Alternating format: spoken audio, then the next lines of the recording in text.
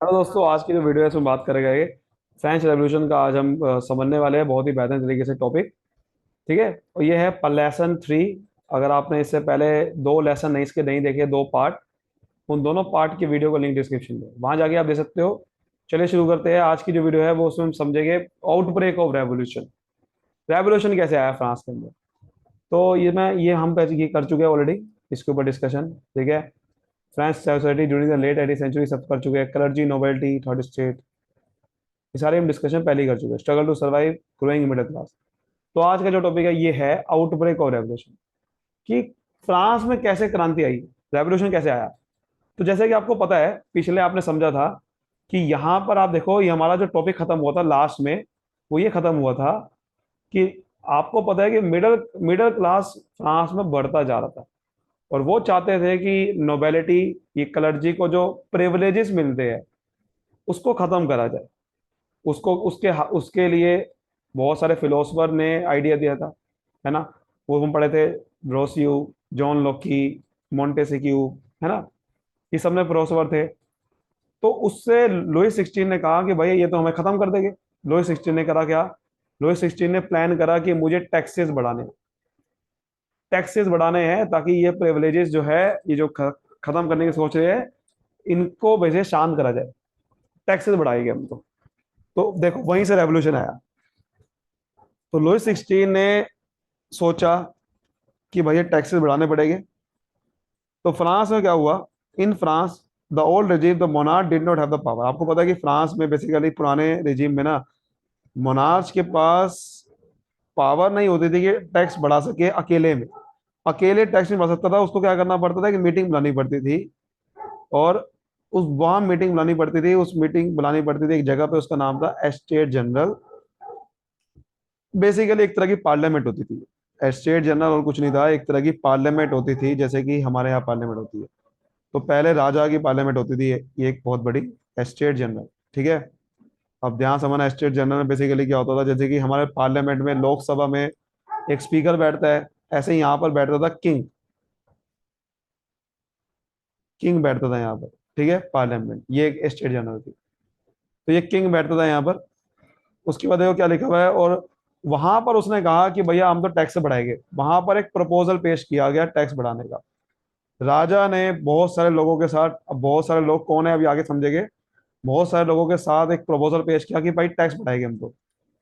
अब कौन कौन होता है स्टेट जनरल में, ध्यान समझना। पहले स्टेट जनरल देखो क्या लिखा हुआ है। स्टेट जनरल एक पॉलिटिकल बॉडी है, जहां पर तीन स्टेट बैठते हैं। तीन स्टेट नाम याद है ना, क्लर्जी, नोबेलिटी, है ना, और ये जो पीजेंट वगैरह के लोग थे, वो बेसिकली उनके रिप्रेजेंटेटिव बैठते हैं।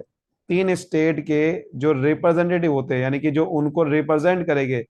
जैसे कि एक, मान लो क्लर्जी ने कहा कि मेरे 100 बंदे बैठेंगे, नोबेलिटी ने कहा कि मेरे 200 बंदे बैठेंगे। तो 100 बंदे किसको रिप्रेजेंट कर रहे हैं, क्लर्जी को, फर्स्ट स्टेट को।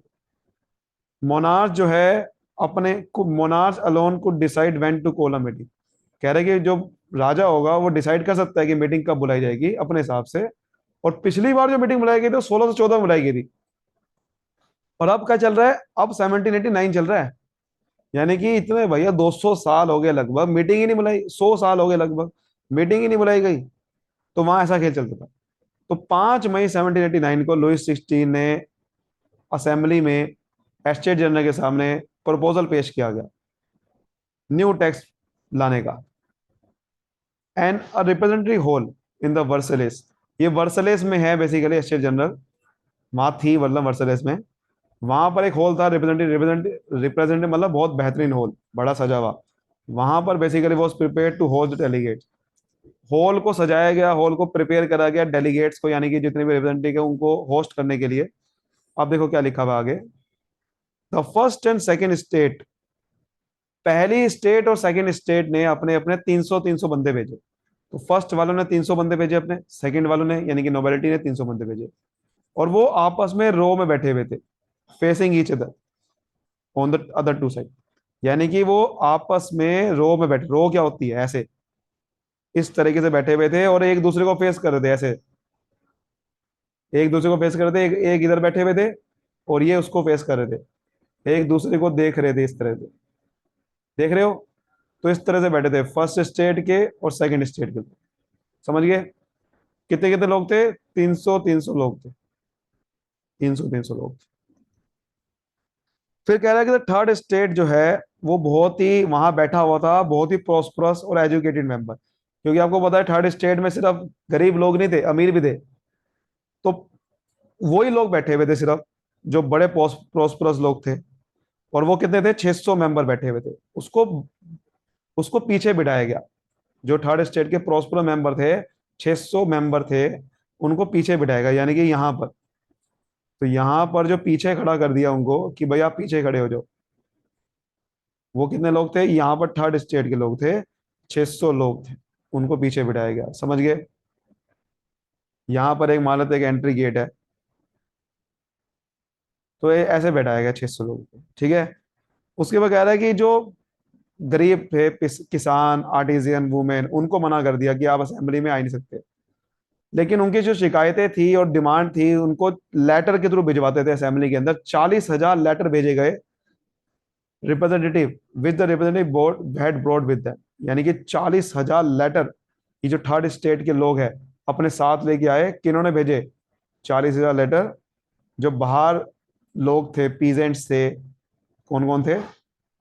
देखो, ध्यान समझो, कौन कौन से थे? पीजेंट्स थे, ठीक है, आर्टिजियन थे, और वुमेन। उन्होंने अपने अपने शिकायतें, अपने डिमांड को 40,000 लेटर के थ्रू भिजवाया गया अंदर। समझ गए? ये सीन था पूरा का पूरा, ठीक है। तो देखो, अब उसके बाद हम समझते हैं वोटिंग कैसे होती थी। ये तो समझ लिया हमने, देखो ऐसे दिखती है स्टेट जनरल, है ना, इस तरीके से थी। यहाँ राजा बैठा है, राजा भैया अप्रूव करेगा, ये अपने राय देंगे, डिस्कशन करेंगे। तो टैक्स बढ़ाने का उन्होंने प्रपोजल पेश किया इनके साथ, तो डिस्कशन चल रही थी। वोटिंग कैसे होती थी वो बता रहा है। वोटिंग स्टेट जनरल में कैसे होती है? जैसे वोटिंग क्या होता है, सपोज करो कि अब राजा ने कहा कि बताओ टैक्स बढ़ाना चाहिए हाँ या ना, तो वोट करेंगे। ये अपने वोट करेंगे, ये अपने वोट करेंगे। अब सवाल उठता है कि वोट कितने करेंगे? ये 300 लोग हैं। क्या 300 लोगों के पास अपने अपने वोट थे? 300 वोट थे, यानी कि हर एक मेंबर के पास एक एक वोट था। क्या हर एक मेंबर के पास एक एक वोट था? तो जवाब आता है नहीं, ऐसा नहीं था। ऐसा होना चाहिए था, क्योंकि 300 भैया हर एक मेंबर की अपने में राय हो सकती है, लेकिन ऐसा नहीं था। वोटिंग सिस्टम ऐसा था कि पूरा स्टेट के पास एक वोट होता था, यानी कि 300 मेंबर एक ही वोट डाल सकते थे सिर्फ। और यहां पर भी दूसरा स्टेट सिर्फ एक वोट डाल सकता था, कि 300 मेंबर भैया आपको एक ही राय बनानी पड़ेगी, एक ही वोट डालना पड़ेगा। या तो आप प्रपोजल में टैक्स का हाँ करो या ना करो, मुझे नहीं पता, वोट एक ही डालेगा। तो ये सिस्टम था। देखो लिखा हुआ, voting in the state according to the principle that each state had one vote. तो लुईस 16 जो है ये प्रैक्टिस ये कंटिन्यू करता था जानबूझ के, क्योंकि उसको पता था कि अगर सारे मेंबर वोट करेंगे तो भाई उसके खिलाफ भी हो सकते हैं बहुत सारे लोग। The member of the third state demanded है वो। और ये थर्ड स्टेट के जो पीछे खड़े हुए थे लोग, बहुत बाहर भी खड़े हुए थे, ये कह रहे थे कि भैया देखो, फर्स्ट स्टेट के लोगों एक वोट था, इसके बाद वोट था, इसके बाद भी एक ही वोट था, सबके बाद एक ही वोट था। लेकिन जो थर्ड स्टेट के लोग थे वो कह रहे थे कि भैया सबको वोट मिले, हर एक मेंबर को वोट मिले। थर्ड स्टेट डिमांडेड वोटिंग कैसे मिलनी चाहिए, सब एक मेंबर के बाद एक ही वोट हो। और ये यही प्रिंसिपल था, बहुत सारे फिलोसफर ने कहा था, रस्सियो ने कहा था, आप याद करो, सोशल कॉन्ट्रैक्ट में कहा था। उन्होंने भी यही कहा था कि भैया सबको वोटिंग होनी चाहिए। तो उन्होंने क्या करा, फिर थर्ड स्टेट ने क्या करा, उन्होंने ये बात रखी कि भैया सबको वोट होना चाहिए। वो एज अ स्पोक्स पर्सन बन गए थर्ड स्टेट के रिप्रेजेंटेटिव। और 20 जून को बेसिकली उन्होंने क्या करा, थर्ड स्टेट के लोगों ने जो वो थर्ड थर्ड स्टेट के लोग बोल रहे थे, और वो छोड़ के भाग गए स्टेट जनरल को। फिर उन्होंने क्या करा, 20 जून को, देखो 5 मई को स्टेट जनरल बुलाई गई थी, 5 मई को। फिर 20 जून को उन्होंने क्या करा, एक हॉल में आ गए, हॉल में आपर में इकट्ठे हो गए। और वहां पर एक इंडोर टेनिस कोर्ट था वर्सेलिस में।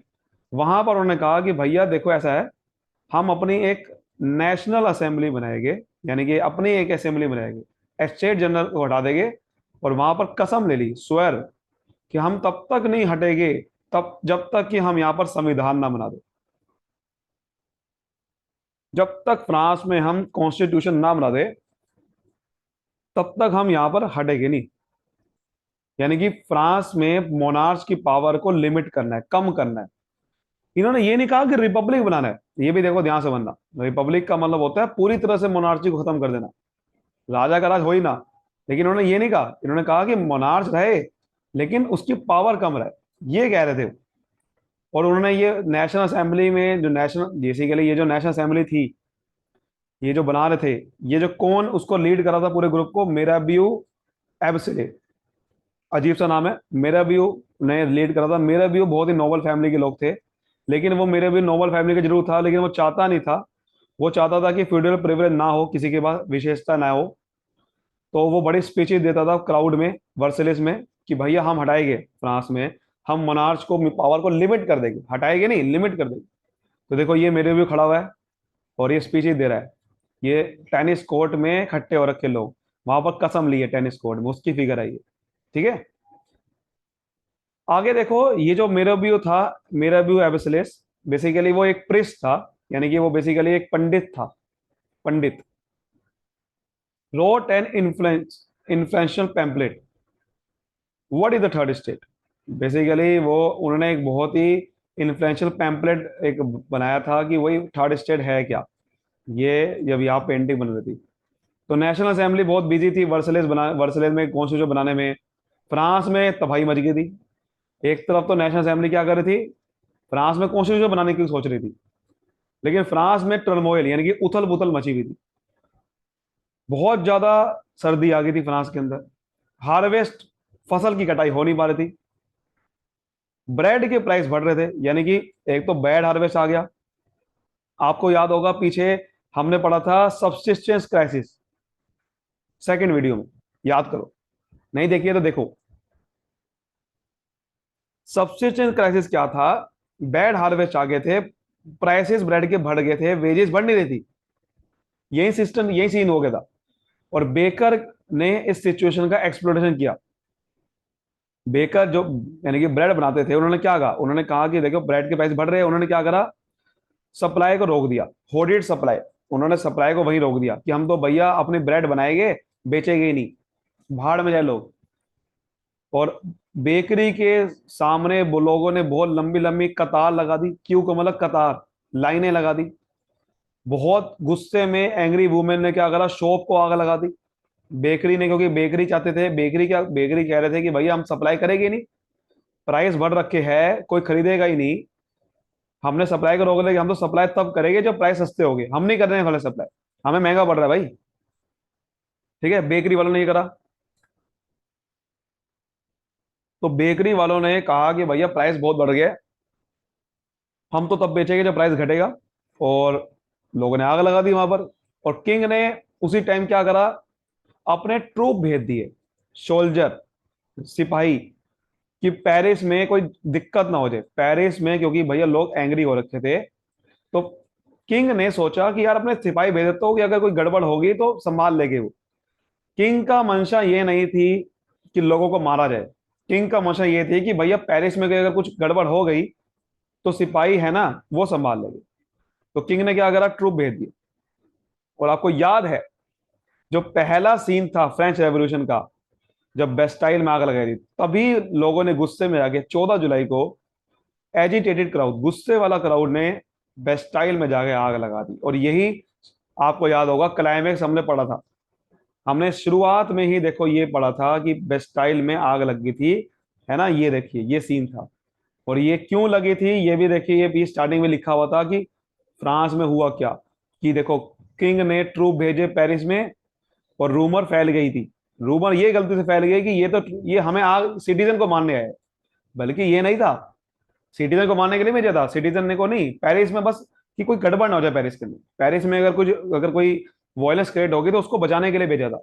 लेकिन लोगों ने कोई गलत समझ लिया, तो 7,000 लोग देखो गैदर हो गए थे, उन्होंने क्या करा, बेस्ट टाइम में आग लगा दी। तो ये देखिए यही यही सीन था, और ये ऐसे लगी थी, अब आपको समझ में आया, ये सीन था, समझ गए, ये हुआ था। फिर आगे देखो क्या हुआ। ठीक है, तो ये हुआ, फिर देखो क्या हुआ कंट्री साइड में, जब बेस्टाइल में आग लग गई तो गांव में रूमर यानी कि अफवाह फैल गई, विलेज टू विलेज, कि भैया जो लॉर्ड्स ऑफ द मैनर है, यानी कि जो वही बेसिकली जो राजा का, जो राजा फैमिली से लोग बिलोंग करते हैं, उन्होंने क्या करा है, बैंड्स ऑफ ब्रिगेड हायर कर लिया, यानी कि लूट, जो लुटेरे लोग होते हैं उनको हायर कर लिया, राइप क्रॉप, यानी कि जो बेसिकली जो तैयार फसल है उसको खत्म करने के लिए। और बहुत सारे लोग जो है वो डर में थे। पीजेंट इन सेवन डिस्ट्रिक्ट ने क्या करा, हॉर्स, पिच फोक्स और चैटेक्स को अटैक कर दिया। चैटेक्स, चैटेक्स क्या होता है, चैटेक्स देखो आगे क्या है। चैटेक्स का मतलब यहाँ लिखा हुआ देखो, कैसले, या फिर जो किंग या नोबलमैन जहां रहता है उसकी बिलोंगिंग को बोलते हैं। ठीक है। मैनर, मैनर देखो भी लिखा होता है, estate consist of lord land and mansion. Manor का मतलब होता है कि जो भी कोई प्रॉपर्टी लॉर्ड की, लॉर्ड की मतलब भगवान, भगवान वहां कौन है, राजा, उसकी प्रॉपर्टी जो होती है उसको। ठीक है। तो बेसिकली बहुत सारे हॉर्स, पिच फॉक्स सीज कर दिए उन्होंने। हॉर्स पिच फॉक्स क्या है, बेसिकली वही जो जो होता है ना कि जैसे, जैसे जैसे आपने देखा होगा मारने का टूल होता है, खंजर वगैरह। जैसे कि आपने देखा होगा ऐसे एक खंजर आता है जिसमें जैसे पेट में घुसा के वो मार देते हैं। तो ऐसे कई सारे जो वो होता है बेसिकली मिट्टी उठाने वाला या फिर जो रेत बजरी वाला ऐसे। ठीक है। ये देखा भी होगा आपने। तो बेसिकली ये उठाया चैटॉक्स में, वहां पर अटैक कर दिया। उन्होंने क्या करा, लूटपाट मचा देने लगी पीजेंट ने। लूटपाट मचा दी, ग्रेन को लूट लिया। डॉक्यूमेंट, जो इंपॉर्टेंट डॉक्यूमेंट थे जो जिसमें लिखा हुआ था मैनोरियल ड्यूज, यानी कि जो फिड्यूअल ड्यूज थे, लगान वगैरह, टैक्स वगैरह जो लिखे हुए थे, चैटॉक्स में जाके उनको वहां पर आग लगा दी डॉक्यूमेंट्स को। तो पीजेंट बड़े गुस्से में थे ना, इस बार बहुत ज्यादा गुस्से में थे। लार्ज नंबर ऑफ नोबल ने भैया क्या करा, अपने घर में फ्लैट मतलब फरार हो गए वहां से भी, घर छोड़ के भागने लगे। नोबल, नोबल भाई सोच रहे थे भैया तो हमें मार देंगे सारे लोग। कई लोग अपने अपने नेबरिंग कंट्री में मूव हो गए, क्योंकि इस बार फ्रेंच रेवोल्यूशन आ गया। इसे बोलते हैं फ्रेंच रेवोल्यूशन, कि लोग पागल हो चुके हैं इस बार। लोग ने कहा कि आपने छोड़ेगा भैया, नोबल बहुत हो गया तुम्हारा। तो बहुत सारे डिवोल्ट हुआ।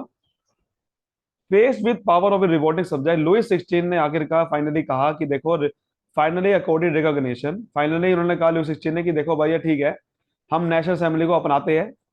और आपने कहा कि जो प्रिंसिपल आपने कहा कि भैया पावर को कम करना है, पावर को कॉन्स्टिट्यूशन बनाएंगे, उसमें पावर डिसाइड होगी कितनी मिलेगी, वैसा ही करेंगे, जैसा आप कहोगे वैसा करेंगे। लुइस 16 डर रहा था भैया मेरे को ना मार देगा। तो 4 अगस्त 1789 को असेंबली में एक डिक्री यानी कि लॉ पास हुआ कि फेड्यूल सिस्टम को हम हटा रहे, जो आपको हमने लगा रखा था, टैक्स हम हटा रहे। क्लर्जी को हम क्लर्जी को कहेंगे कि भैया अपने सारे प्रिविलेज आपको हटा रहे क्लर्जी से, यानी कि जो क्लर्जी को प्रिविलेज था कि आपको टैक्स नहीं देना पड़ेगा। टीथे को एबोलिश कर रहे, आपको पता टीथे देना पड़ता था, है ना, टीथे देना पड़ता था आपको चर्च को, उसको हटा रहे। लैंड ओन्ड बाय चर्च, उसको हटा रहे। ठीक है। तो एज अ रिजल्ट क्या हुआ, गवर्नमेंट ने 2 बिलियन लीवर की प्रॉपर्टी एक्वायर कर ली। ठीक है। यानी कि जो बेसिकली नेशनल असेंबली बनी थी उसने फिर गवर्नमेंट की 2 मिलियन जो लीवर की प्रॉपर्टी थी सारी की सारी लुइस 16 को, उसको एक्वायर कर दिया। तो ये सीन हुआ। ठीक है। और आप देख सकते हो कि ग्रेट फियर कैसे फैला। जो ग्रेट फियर था कहाँ का रीजन में फैला ये बता रखा है।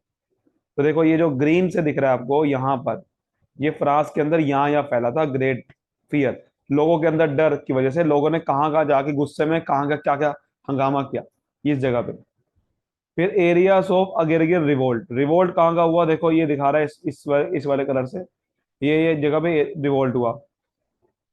ग्रेट फियर कैसे फैला उसका साइन दिखा रहा है कि देखो यहाँ से यहाँ फैला, इधर से इधर फैला, इधर से इधर फैला, ये दिखा रहा है।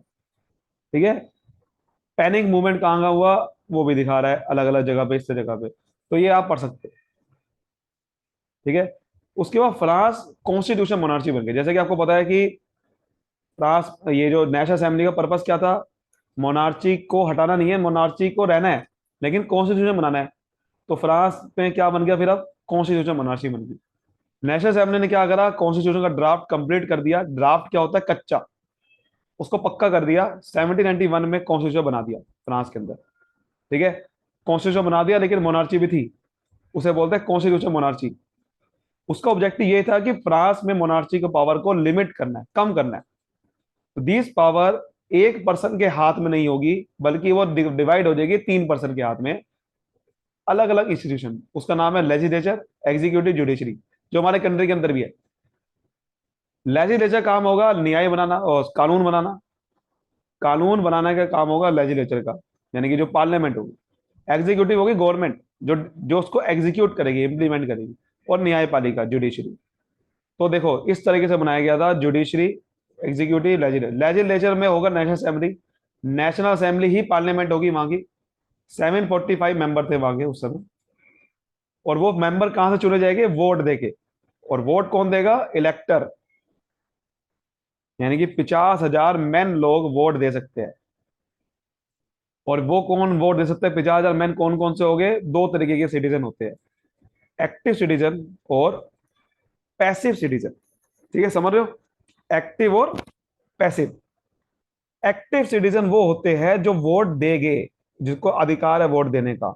वो 4 मिलियन लोग थे 28 मिलियन में से।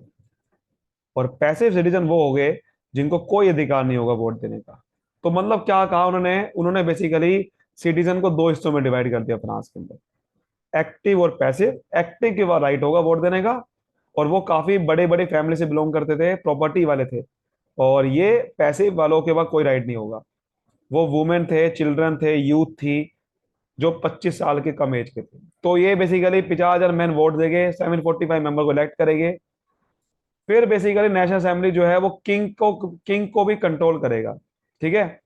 हालांकि जो किंग होगा वो वीटो, वीटो का मतलब किंग जो है नेशनल असेंबली को कंट्रोल करेगा। मतलब कोई भी अगर कोई डिसीजन लेना है नेशनल असेंबली को बताएगा। नेशनल असेंबली में अपने किंग के जो मिनिस्टर होंगे उसको भी कंट्रोल करेगी, मिनिस्टर को भी और किंग को भी। और लेकिन किंग जो है वो वीटो, वीटो का मतलब कि वो अगर कोई नेशनल असेंबली जो है अगर कुछ कह रही है, कोई डिसीजन लिया, तो किंग उसे मना भी कर सकता है, यानी कि अल्टीमेट पावर किंग की रहेगी। और उसके बाद आप ध्यान से देखो, जो एक्टिव सिटीजन है वो वोट देंगे जज के लिए भी, यानी कि जुडिशरी, न्यायपालिका में जज कौन बनेगा उसका भी वोट एक्टिव सिटीजन ही देंगे। तो ये था 1791 में पॉलिटिकल सिस्टम। बहुत बढ़िया है। इसी को देखो सारा लिखा हुआ है इसी पैराग्राफ को, और आप समझ जाओगे 2 मिनट के अंदर। क्या लिखा हुआ है? देखो वही लिखा हुआ है, कॉन्स्टिट्यूशन जो है 1799 में पावर दी गई कि भाई लॉ, लॉ बनाने की नेशनल असेंबली के अंदर, है ना, कि लॉ बनाएंगे, वोट दे के ही चूज करेंगे असेंबली के मेंबर को। और वो वोट देने का अधिकार किस पे होगा? 25 साल के जो ऊपर के एज हो गए, ओनली मैन 25 साल के ऊपर, मैन लिखा हुआ है। ये भी बहुत इंपॉर्टेंट है, वुमेन को वोट नहीं मिलेगा, मैन को ही अधिकार होगा। और वो ऐसे मैन जो कम से कम 3 लेबरल वेजेस का, यानी कि 3 दिन की जो मजदूरी का कम से कम टैक्स देते हैं, उसी के राइट होगा। मान लो एक एक लेबर है जो 100 100 रुपए मिलते हैं एक दिन में, तो कम से कम इसका मतलब 100 इंटू 3 कितना होता है? 300 रुपए कम से कम टैक्स देगा, देता है वो। उसको एक्टिव सिटीजन बोलेगी। उसके बाद अधिकार होगा वोट देने का। समझ आ रही बात? बाकी जो मैन बच गए, वो मैन बच गई जिसका कोई अधिकार नहीं है, वो बेसिकली किस मेंबर आ जाएगा? वो पैसे सिटीजन आएगा। और आपको अगर आपको इलेक्टर बनना है, वोट देने का बनना है, तो मैन के बाद highest bracket of tax payer, यानी कि जो ज्यादा टैक्स पेयर करेगा उसके अधिकार मिल सकता है। ठीक है। यानी कि सॉरी, अगर मेंबर, आपको असेंबली का मेंबर बनना है, यानी कि जो नेशनल असेंबली में बैठेंगे लोग, ये वाले लोग 740 मेंबर, तो उसके लिए आपको highest bracket of tax payer, आपको बहुत बड़ा टैक्स पेयर बनना पड़ेगा। उसके बाद देखो कॉन्स्टिट्यूशन में बहुत सारे मैन को, मैन के राइट को भी डिक्लेयर करा गया, बिकॉज मैन की ही सारी बात हो रही है यहाँ पर। मैन और राइट के सिटीजन क्या होंगे उसके बारे में बात करी गई है। जैसे कि राइट टू लाइफ आपको मिलेगा, जीवन जीने का अधिकार वहां दिया गया, मैन को खाली, वुमेन को नहीं। स्पीच आजादी दी गई, बोलने की आजादी दी गई, ओपिनियन देने की आजादी दी गई, कानून सबके लिए बराबर होगा, ऐसे कई सारे अधिकार। नेचुरल एंड एलिनेबल राइट्स, यानी कि आपको, जी आप जैसे ही पैदा हो गए ये आपको राइट मिल जाएगा, आपको बर्थ से ही राइट मिल जाएगा, कोई आपके राइट छीन नहीं सकता। ये कॉन्स्टिट्यूशन में कहा गया। आपकी बुक में देखो ये फिगर भी दे रखी है, यही लिखा हुआ है, डिक्लेरेशन ऑफ मैन और राइट। ये जो मूवमेंट है ये लॉ को दिखाता है, कानून को दिखाता है कि कानून सबके लिए बराबर है। ऐसे टैबलेट पे लिखा होता है कि क्या क्या राइट है, ये सब टैबलेट पे लिखा हुआ है वहां पर, फ्रांस में ऐसे। ठीक है।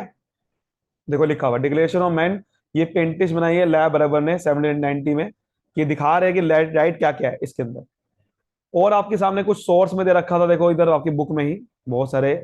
मैंने देखो एक्टिविटी सोल्यूशन नहीं करा रहा हूँ, क्योंकि वो इतना इंपॉर्टेंट नहीं होता, मेन चैप्टर समझना बहुत ज्यादा इंपॉर्टेंट है, तो वो नहीं करा रहा था मैं आपको। ठीक है। देखो ये declaration of man right they रखे है कि मैन जो है वो फ्री रहेगा, उसको इक्वल राइट मिलेगा, पॉलिटिकल पोजीशन रहेगा उसका, यानी कि लिबर्टी है, कभी भी किसी से पॉलिटिकल कोई अगर पार्टी फॉर्म कर सकता है। सोवेरियन रहेगा, राइट, यानी कि पावर जो है पीपल के पास रहेगी, ठीक है, जैसा चाहे वो कर सकते हैं, लिबर्टी रहनी चाहिए, ये सब चीजें लिखी हुई। उसके बाद देखो एक रेवोल्यूशन जर्नलिस्ट है जीन पॉल, उसने भी एक न्यूज़पेपर में कमेंट किया कि पीपल जो है वो had given to reach the task और represented to the people had, यानी कि जो रिप्रेजेंट करने का जो टास्क है उसको हमने पुअर रिच को दे दिया। ऐसे बहुत सारे पुअर लोग हैं, उनको दिया ही नहीं आपने, तो ये गड़बड़ है। ठीक है, वही बता रहा है ये सब चीज़। अब आगे बता रहा है देखो ये, अब वहां पर कुछ ऐसे पॉलिटिकल सिंबल थे कॉन्स्टिट्यूशन में, उसके उसके बहुत सारे उसके कई सारे मतलब है। जैसे आपको देखो वहां पर दे रखा है एक ब्रोकन चेन, फ्रांस के अंदर ऐसे पॉलिटिकल सिंबल बनाए गए देश को एकजुट करने के लिए। ब्रोकन चेन, चेन को तोड़ा गया है, इसका मतलब यह है कि गुलामी से आजादी, फैटर स्लेव, यानी कि गुलामी से आजादी, यानी कि हम फ्री हो गए हैं मोनार्ची से, उसको दिखा रहा है। उसके बाद ये एक रोड दिखा रहा है, bundle of road, bundle of road दिखा रहा है कि देखो एक रोड का बंडल है, उसका मतलब होता है कि हम, हाँ, यूनिटी, यानी कि एकजुट। जब एक साथ सारी एक बंडल बना दिया है, इसका मतलब होता है एकजुट, एकजुट है, यानी कि अगर हम एकजुट हो जाते हैं तो रोड को तोड़ना बड़ा मुश्किल हो जाता है। मान लो आपने एक रोड है उसको तोड़ सकते हो, लेकिन अगर बहुत सारे रोड को जोड़ दो तो नहीं तोड़ सकते। उसके बाद ये एक रेडिएटिंग लाइट, एक ऐसे ट्रायंगल में एक आई है जो रेडिएट कर रही है अपनी लाइट, रोशनी को दर्शा रहा है। इसका मतलब होता है नॉलेज को, कि हमारे पास नॉलेज है। तो इसका मतलब है कि अगर आपके पास नॉलेज होती है तो आपको कोई बेवकूफ नहीं बना सकता। स्केप्चर, ये स्केप्चर होता है, स्केप्चर को दिखा रहा है कि रॉयल पावर, क्योंकि आपको पता है मोनार्ची तो है ही ना, कि मोनार्ची की पावर है, उसको दिखा रहा है स्केप्चर। उसके बाद आप यहां से देखो ये स्नेक अपने ही पूंछ को खा रही है, स्नेक बाइटिंग इट्स टेल, और एक रिंग बना देती है। इसका मतलब पता क्या होता है? इसका मतलब होता है एटर्निटी, यानी कि कभी भी ना तो कोई आपका यहाँ पर बिगिनिंग है, कोई एंड नहीं है। ठीक है, मतलब इसका मतलब होता है अनंत काल, अनंत काल, यानी कि हमारी सरकार, हमारे जो सिस्टम है वो चलता रहेगा, ना तो उसका कोई शुरुआत है ना कभी खत्म होगा। तो कभी खत्म नहीं हो सकता, एक रिंग बन गई, हमेशा निरंतर चलता रहेगा हमारा सिस्टम, अनंत काल। उसके बाद रेड फिरगियन कैप, इसका मतलब ये होता है कि गुलामी से आजादी, यानी कि अब कोई गुलाम नहीं है, अगर वो कैप बाकी घूम रहा है तो गुलाम नहीं है वो। उसके बाद ये ब्लू व्हाइट रेड, ये बेसिकली फ्रांस के नेशनल कलर है, इसी से ही हमारा फ्रांस का एक आपका नेशनल कलर बन गया था, ब्लू, ठीक है, व्हाइट रेड, ये फ्लैग बन गया था नेशनल फ्लैग फ्रांस का। समझ गए? उसके बाद देखिए ये विंग्ड वुमेन, वो आपको दिखा भी रहा था पीछे। इसका ये कानून को पर्सोनिफाई करती है, कि कानून सबके लिए बराबर है, ऐसे पर्सोनिफाई करती है कानून को। ठीक है, लो टैबलेट, लो टैबलेट का मतलब ये होता है कि लो जो है वो सबके लिए बराबर है, सबके लिए, और ये कानून को सिंप्लीफाई करती है। उम्मीद करता हूँ आपको अच्छे समझ में आएगा। वीडियो को लाइक करिए, सब्सक्राइब करिए। Thank you so much, all the best, मिलते हैं अगली वीडियो में, बाय बाय।